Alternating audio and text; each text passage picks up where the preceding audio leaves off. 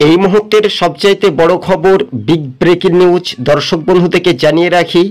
মহারাষ্ট্র বিধানসভার সম্ভাব্য যে আমরা জনমত সমীক্ষা দেখাচ্ছি, এই সমীক্ষা কি বলছে? ত্রিশঙ্কু হবে? ইন্ডিয়া জোট না এনডিএ জোট এগিয়ে থাকবে? সম্ভবত এই ফলাফলের নিরিখে কি বলছেন জনতা বা জনগণ, সেই বিষয়টা নিয়ে আপনাদের সঙ্গে আমরা তুলে ধরছি।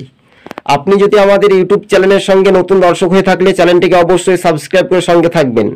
মহারাষ্ট্র বিধানসভার মোট আসন 288, একেবারে কম করে পেতে হবে। ম্যাজিক ফিগার বলছে 145টি আসন পেতেই হবে, কেননা কার্যত এবার রাজনৈতিক মহলে Shiv Sena, NCP, CPIM, CPI, Congress, BJP ও বিজেপির জোট সঙ্গী। কার্যত আমরা বলতে পারি রাজনৈতিক মহলের যে ভূমিকা সেটা গুরুত্বপূর্ণ। শিবসেনা দল, এনসিপি, সিপিএম, কংগ্রেস, বিজেপি, কার্যত তাদের যে রাজনৈতিক মহলে যে ভূমিকা, তারা কি ক্ষমতায় আসতে পারবে না ফের ক্ষমতায় আসবে বিজেপি? এটাই শুধু দেখার একটা বিষয়। চ্যানেলের নতুন দর্শক হলে অবশ্যই সাবস্ক্রাইব করে সঙ্গে থাকবেন। এবার যে রাজনৈতিক মহলে আপনাদেরকে জানিয়ে রাখি, মহারাষ্ট্রে এবার যে বিধানসভা ভোট, সেই বিধানসভা ভোটের কার্যত জনগণ বলছে এবার ত্রিশঙ্কু হওয়ার সম্ভাবনা বেশি। অন্যান্যরা কোন দিকে ঝুঁক মারবে বা অন্যান্যরা কোন দলকে সমর্থন করবে, তবে শরদ পাওয়ারের দল এবং সরাসরি কংগ্রেস, সিপিআইএমএল এছাড়াও এনসিপি, এরা কি জোটের একটা সওয়াল করতে পারে? তো স্বাভাবিকভাবে আমরা বলতে পারি যে সরাসরি ইন্ডিয়া জোট এবং এনডিএ, অর্থাৎ আমরা বলতে পারি শিবসেনা পেতে পারে আসন সম্ভবত 58টি আসন।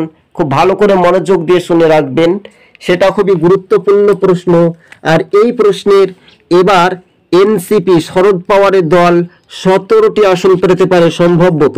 সিপিআইএমএল বা সিপিআইএম, তাদের যে জোট, সেটা তারা 10টি আসন পেতে পারে, এগিয়ে থাকার সম্ভাবনা বেশি, এমনটাই মনে করছেন রাজনৈতিক মহল।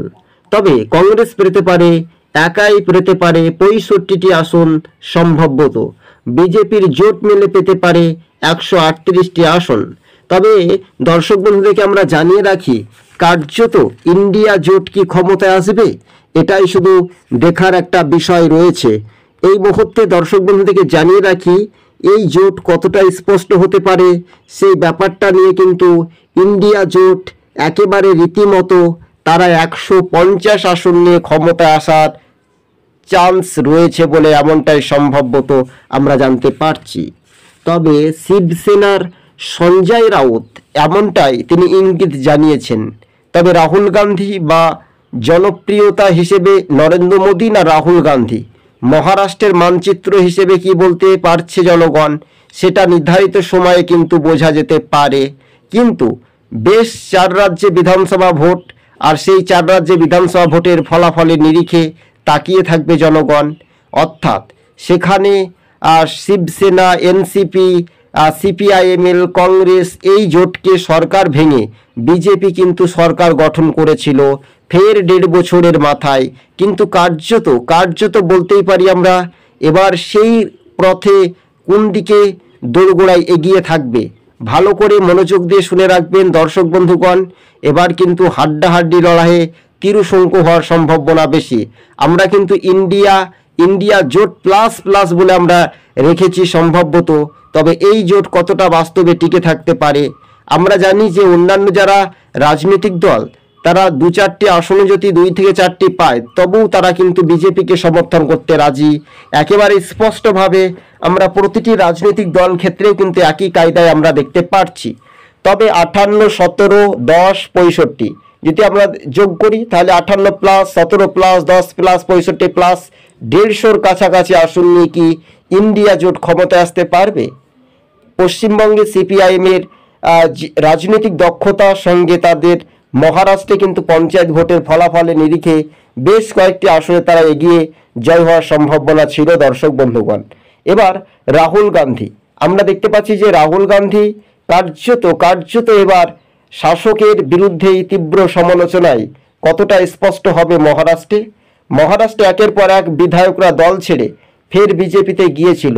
আবার সেই বিধায়করা আসার জন্য আকুপাকু করলেও জনগণ কতটা রিয়াদ করতে পারে তার পরিপ্রেক্ষিতে আজকে সম্ভবত আমরা দর্শক বন্ধুদের সঙ্গে জনমত সমীক্ষা সম্ভবত তুলে ধরছি। 288 বিধানসভার আসনের ম্যাজিক ফিগার বলছে, ম্যাজিক ফিগার পেতে হবে বলছে 145টি আসন সম্ভবত।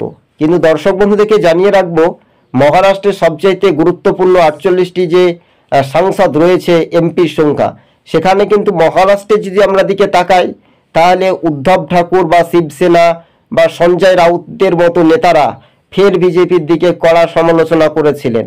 তবে রাহুল গান্ধী কি সেই রকম ফ্যাক্টর হতে পারবে? কি বলছেন রাজনৈতিক মহল বা বিশেষজ্ঞরা, সেটা মহারাষ্ট্র এবার আমরা দেখতে যদি পাই তাহলে 4 রাজ্যে যেহেতু বিধানসভা ভোট, ঝাড়খণ্ড, এছাড়াও আমরা দেখতে পাচ্ছি হরিয়ানা, এছাড়াও আমরা দেখতে পাচ্ছি জম্মু কাশ্মীর, এই 4 রাজ্যে কোন দলের এককভাবে যে এবং মহারাষ্ট্রে যে রাজনৈতিক ভূমিকা সেটাও কিন্তু একটা দেখার একটা বিষয়। ঝাড়খণ্ড, হরিয়ানা, জম্মু কাশ্মীর এছাড়াও মহারাষ্ট্রে খুবই গুরুত্বপূর্ণ এই ভোটের প্রক্রিয়া, মানুষের আকর্ষণীয় প্রভাব 4 রাজ্যে যে বিধানসভা ভোট সেটা কতটা টানতে পারবে।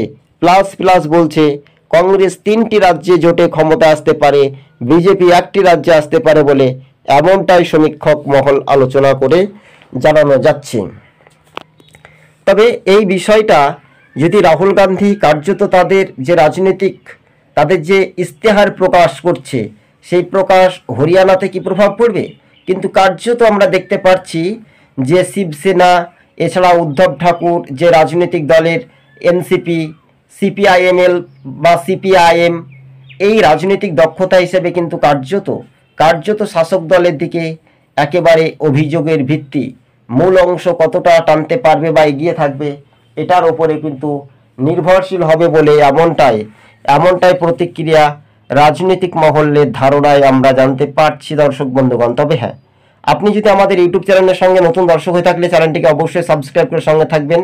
শিবসেনা 58টি আসনে এগিয়ে থাকতে পারে সম্ভবত, এনসিপি 17টি আসনে এগিয়ে থাকতে পারে সম্ভবত, অর্থাৎ আমরা দেখি সিপিআইএম 10টি আসনে এগিয়ে থাকতে পারে সম্ভবত, কংগ্রেস 65টি আসনে এগিয়ে থাকতে পারে সম্ভবত, বিজেপির এনডিএ প্লাস জোট 138টি আসনে তারা এক ধাপে এগিয়ে থাকতে পারে। তবে ম্যাজিক ফিগারে কেউ সরকার গঠন করতে না পারলেও ত্রিশঙ্কু হতে পারে। যদি আমরা প্লাস প্লাস ইন্ডিয়া জোটের সরকারের 150 আসন কোন পথে এগিয়ে থাকবে মহারাষ্ট্র, তার দিনক্ষণ সময় এলে বলা যেতে পারে জনগণের কতটা প্রভাব মহারাষ্ট্রে